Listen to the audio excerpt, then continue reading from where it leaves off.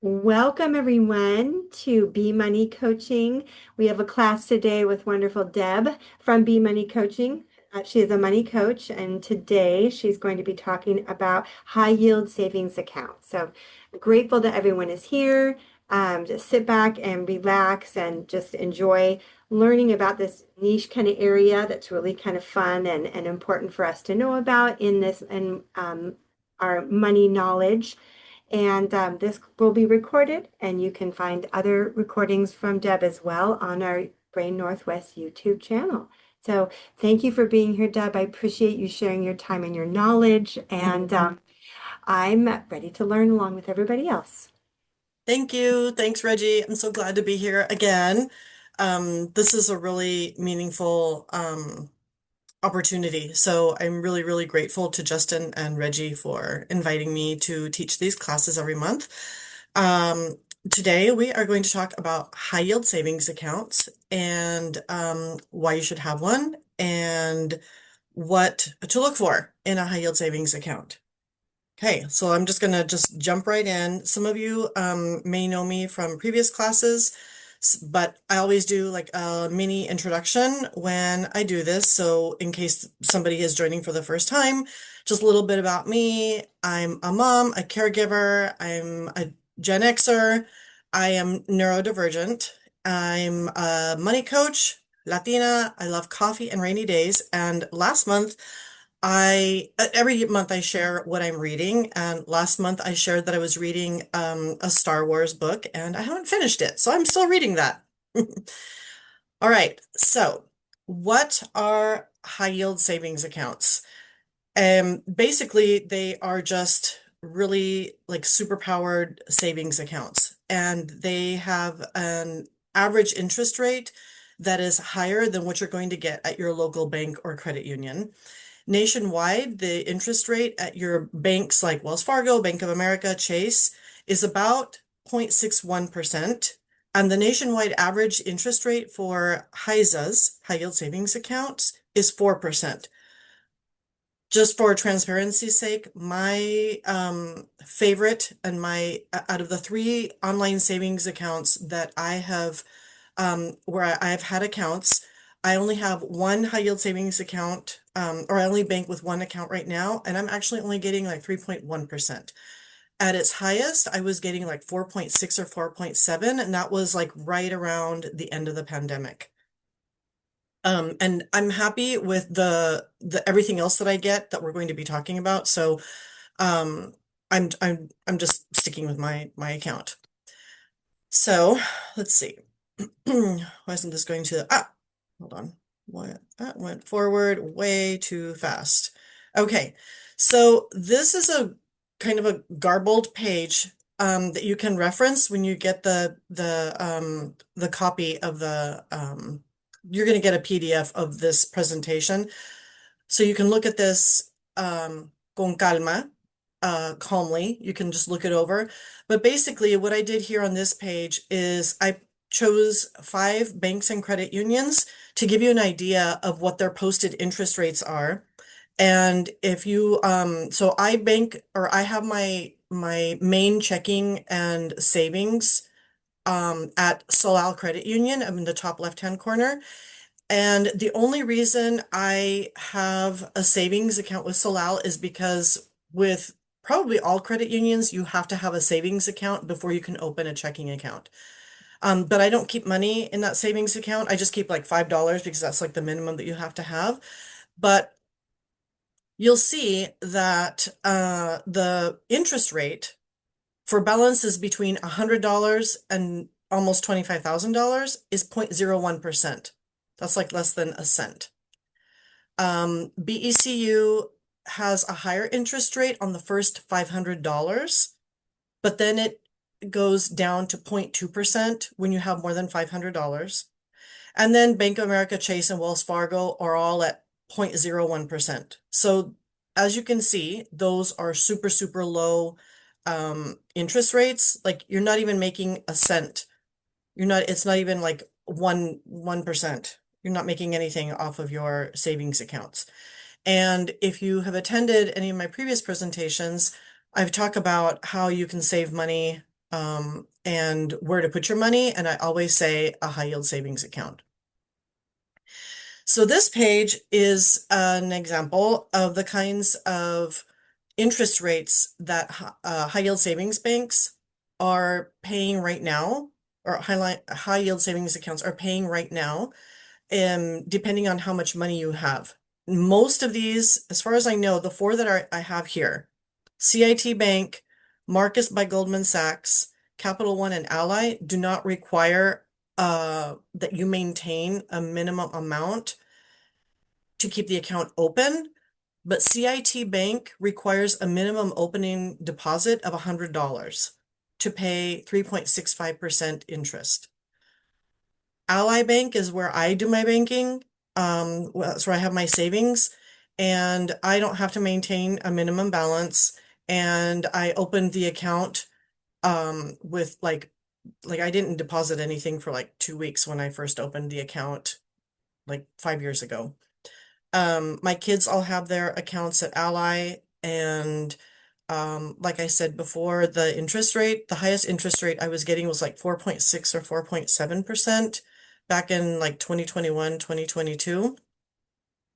Um, and I'm happy with what I get from that bank, and I don't want to chase interest rates because I know my brain and the way it works, and I will just the temptation to open too many accounts is great for me. And so I found something that I liked and I stuck with it.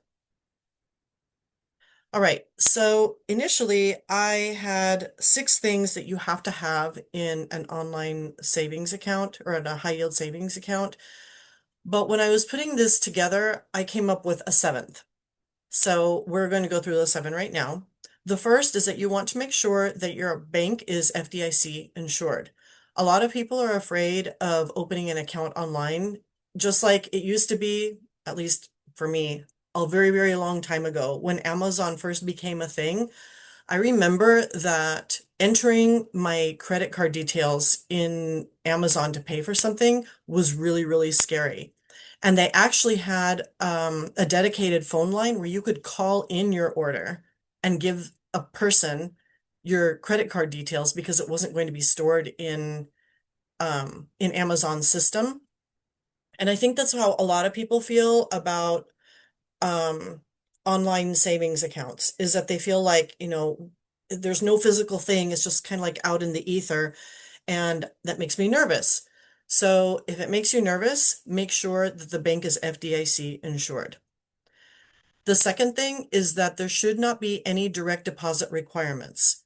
Some banks, some local banks, require you to, in order to have a free savings account, they want you to have like an automatic transfer or a direct deposit each month in order to maintain that account without paying any fees. With a HISA, you do not want to have direct deposit requirements. The caveat to that is that sometimes they'll run, sometimes to get your business, these banks will run a promotion and they'll say, we'll give you $300 if you open a savings account with us today, but you have to have direct deposit started within like 2 weeks of opening the account. So you have to really, really read the fine print for any promotional offer that you're gonna, like if you find a bank that you like and they happen to be running a promotional offer, you really want to read the fine print to make sure that you fulfill what they're asking for in order to get your bonus. But otherwise, if you're not going to do that, then there should not be any direct deposit requirements. Number 3 is that there should not be any fees. I don't pay a single fee for my Ally account. I have clients that have accounts with HISAs with Capital One. They do not pay any fees. So wherever you go online, you should not be paying any fees. No minimum balance fees, no fees to keep the account open, no fees if you don't do direct deposit. There should be no fees. Number 4 is no minimum monthly balance requirements. If you are saving little by little and you haven't reached a certain threshold in Bank of America or Wells Fargo or Chase, they will charge you a fee in order to have that savings account open. There are caveats. Sometimes they'll waive the fee if you have like an automatic transfer or if you have direct deposit, but not everybody has that. Not everybody has a direct deposit, any direct deposit to go into their accounts. So there should not be any minimum monthly balance requirements. If all you can have in that account is $20 or you fluctuate between $20 and $50 a month, then that's what you should be able to have without paying any fees in your account. Okay, number 5. You should have the ability to open multiple accounts, either with a bucket system or other accounts that are like sub accounts. So I know that CIT Bank at one time, they would allow you to open up to, I think, 4 or 5 savings accounts. You'd have like your one main account, and then you'd have like 3 or 4 sub accounts. And that helps you divide money up. So like if you want to have like for an emergency fund or you want travel or home maintenance or whatever, you should be able to do that without paying any fees or having any minimum balance requirements. Um, Ally has a bucket system. So I have like a main savings account, and then within that savings account, I can have up to 30 buckets that are each labeled. So I'm able to spread out my goals. So I have like travel, I have World Cup, I have pets, I have birthdays and holidays. So each bucket is like a mini savings account that falls under my core savings account. And those are all free. Number 6, you should always have a mobile app that allows you to direct deposit a check. It's the 21st century. That's something that you have to have in an app. Number 7, a competitive interest rate. So when I say competitive, I don't mean chase the highest interest rate that you can find online. I just mean have something that's going to give you a decent return on your money, that's not going to pay you less than 1% interest. All right. So how do you choose? If you do a search online, you're going to come up with hundreds and hundreds and hundreds of online banks that offer everything under the sun. So to break it down and to make it easier, ask a friend, ask somebody that you know if they have a high yield savings account. Um, if they have a high yield savings account, they may have a referral code, which would give you both, like maybe $25 each if you open an account using their referral code. So that would be like one way to get a little bit of extra money. And also you'd be using a bank that a friend or family member trusts. And that might just be the easiest way for you to find a bank. Another thing you can do is to visit any of these sites that I've listed here, Investopedia, Bankrate, or NerdWallet. Every month they post reviews and the current rates. And on their graphic or on their chart, they also have like, what the minimum balance is to open. And if the current interest rate is due to if it's higher, if it's due to a promotion, but that'll at least give you an idea of what to start looking for after reading the reviews. Then once you have read the reviews of a few banks that look kind of interesting, go to no more than 3 bank websites because you want to do your own research and your own review outside of what Investopedia, Bankrate, NerdWallet, and Forbes and whoever are talking about. And the reason I say 3 is because it's you're comparing 3 different banks. It's easier, or you might be more informed if you choose 3 instead of 2, and 4 is too many. To prevent overwhelm and to be like, I'm just not gonna do this. Just choose 3. If you find one bank on your first try that you really like, then go with that one. But I'm just saying, don't do more than 3 because you're just going to drive yourself crazy.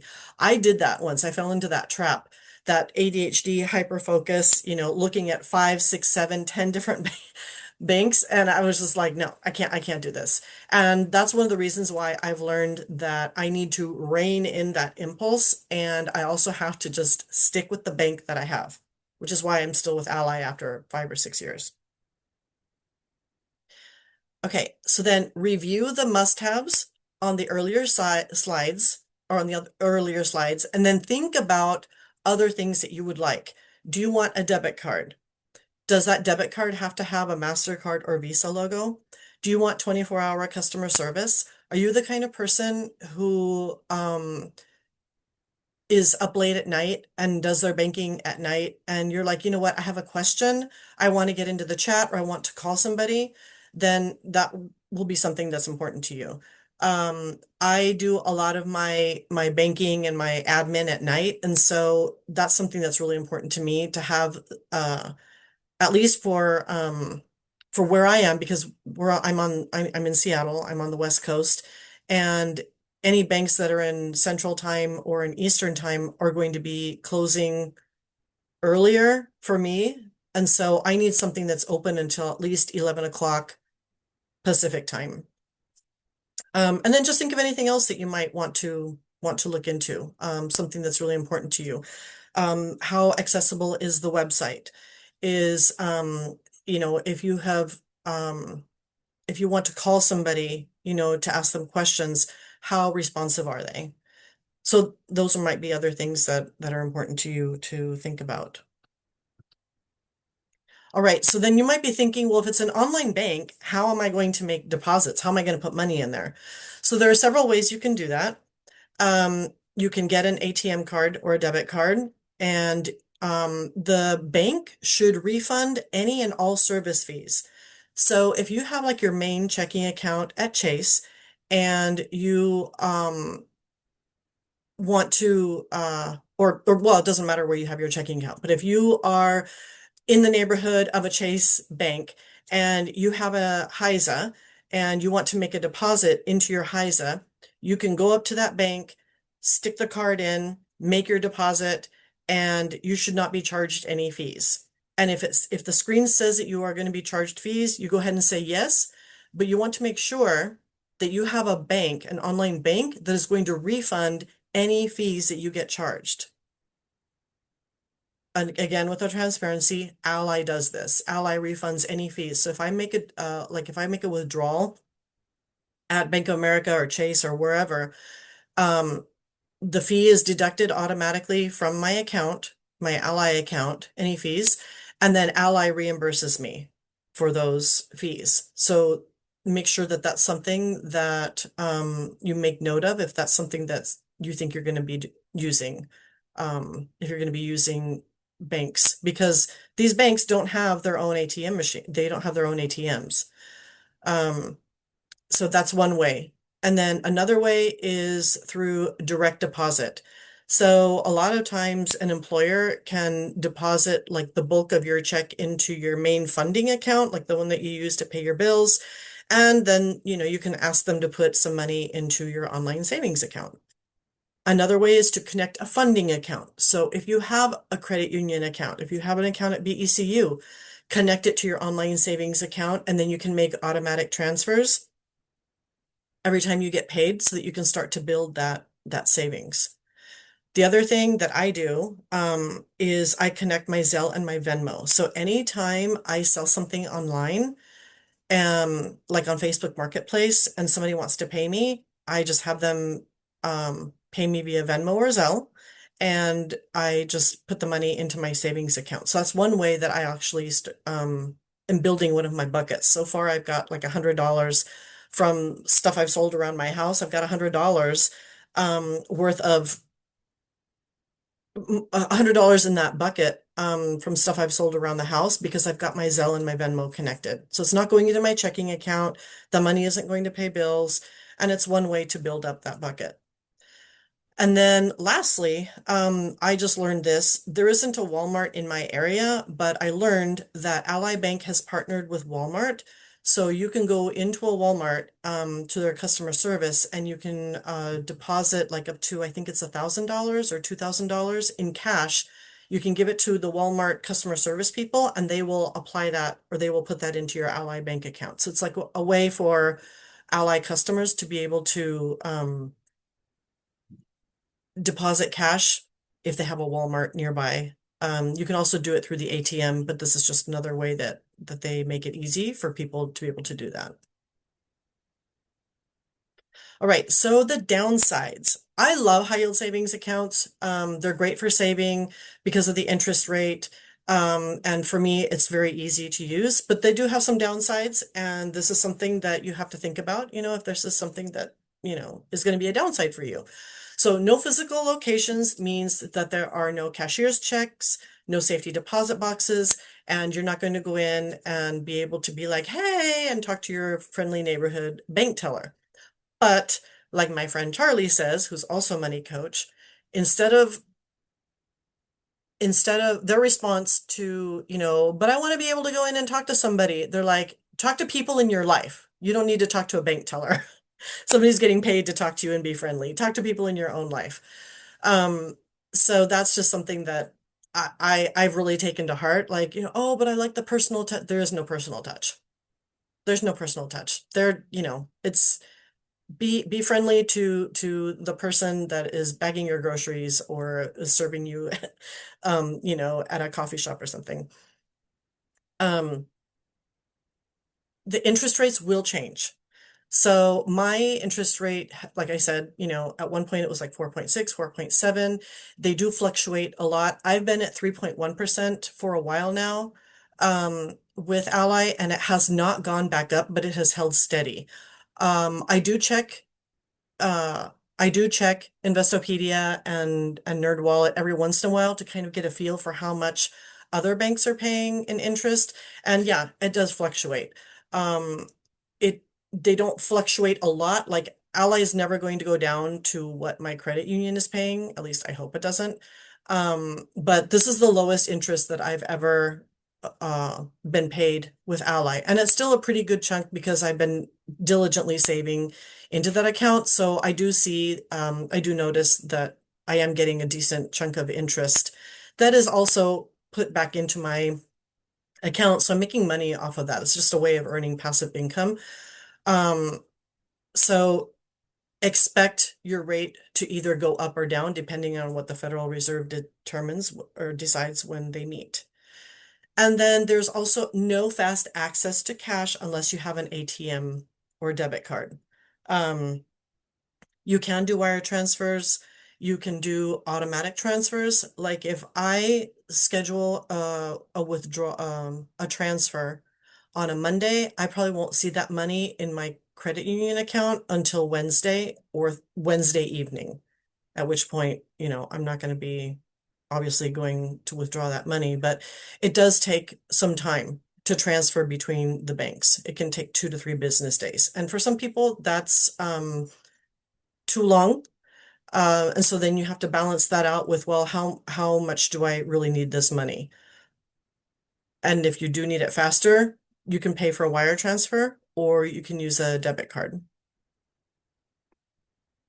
All right, so a lot of things that I've seen on social media and within my own community, so anecdotally, is that people confuse high yield savings accounts with IRAs. So to clarify, a high yield savings account is just a savings account. It's not a retirement account. It doesn't replace retirement accounts. It's a great thing to have with your retirement accounts. It's a great thing to have when you are retired, but it is not a retirement account and doesn't have any of the tax benefits that you have with, say, a traditional IRA or a 401k. Individual retirement accounts, traditional or Roth IRA, are vehicles intended for retirement. And the traditional IRA is tax deferred. Like you get taxed on that when you withdraw it in retirement. With the Roth, the funds have already been taxed before you put it into that Roth IRA. Okay, those are all retirement terms. It's all retirement. A high yield savings account is just a savings account. It has nothing to do with retirement other than I want to have an emergency fund in my retirement. Okay, so another thing that people get confused about is I'm going to pay more in taxes if I have a high yield savings account. So the truth is that no matter where you have money, it's either been taxed or it's going to be taxed, whether it's in a savings account, a 401k, a Roth IRA, or a traditional IRA. So any account you have, whether it's at Chase or whether it's at Capital One, it's going to be classified as a taxable account. Okay, because any money that's in there is going to be taxed. High yield savings accounts are taxable accounts because they're savings accounts.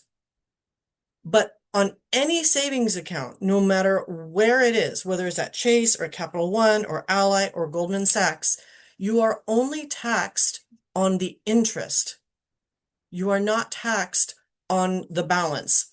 If you have $100 in a savings account and you earn in 2026 $10 interest, you are going to get taxed on that $10 of interest because that $100 that you had initially has already been taxed.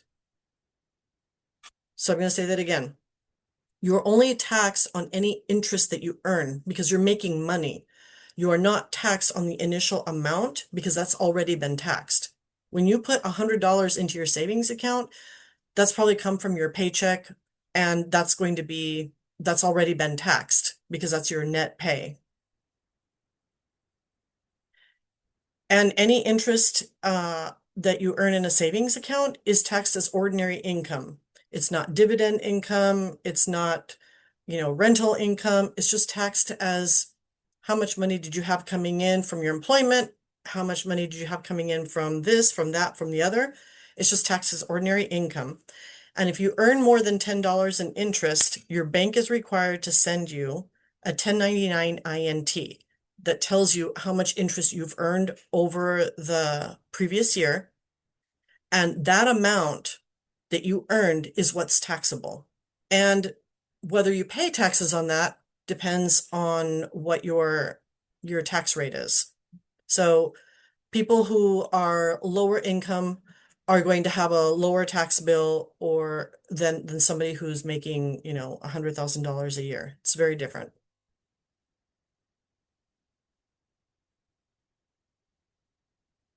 All right. So one thing to keep in mind, as always, is that if you receive public benefits, either your monthly income or your employment, all of these things are affected by what kinds of benefits you receive, and having any money in any savings account is going to be looked at to see, how much money do you have, how many assets do you have. SSDI does not have an asset limit.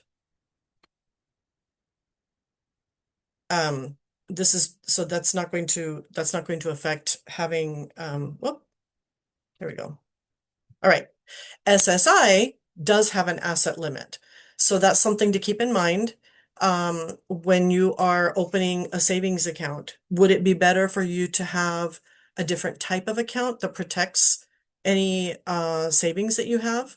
That's something that you would need to look into because SSI has that asset limit that oh, keep going back to the wrong page. Okay. All right. For Medicaid, eligibility generally is determined by whatever you show as your MAGI on your tax return. And there are exceptions, blindness, disability, or being over the age of 65. So whatever public benefits you receive, you always want to ask what's going to fall under your asset limit or what they're going to count as resources. Right, so we're going to recap. So HISAs pay more in interest than your local bank or credit union. That's evident in that slide that I showed you, and you can also look it up online. Wherever you do your banking, just go in there, go into the website and just look up the savings rate for wherever it is that you live. When I looked this up for Bank of America, Wells Fargo, and Chase, I had to enter my zip code.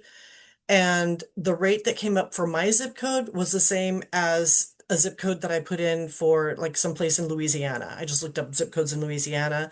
The interest rate was the same. So I'm thinking that probably the interest rate is the same across the country. But that's something that you can look at if you don't know what your savings rate is at your own bank or credit union.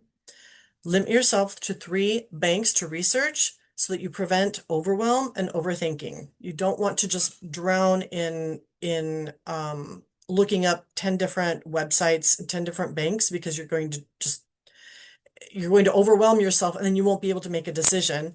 And if this is something that you really want to do, it's going to put like another barrier to getting that account opened. Have money in an emergency fund to avoid using a card for emergencies. HISAs are not retirement accounts, but you definitely want to keep money in savings even in retirement. So again, it's an account that is important to have because you can put your emergency savings in there or savings for a goal, but you don't want to replace it thinking, "Oh, I have a retirement account because I have a high yield savings account." No. And HISAs, just like any other account that you have, are taxable only on the interest that you have earned in that account. And that is all. So excellent. Let me pause the recording and we will open it for questions.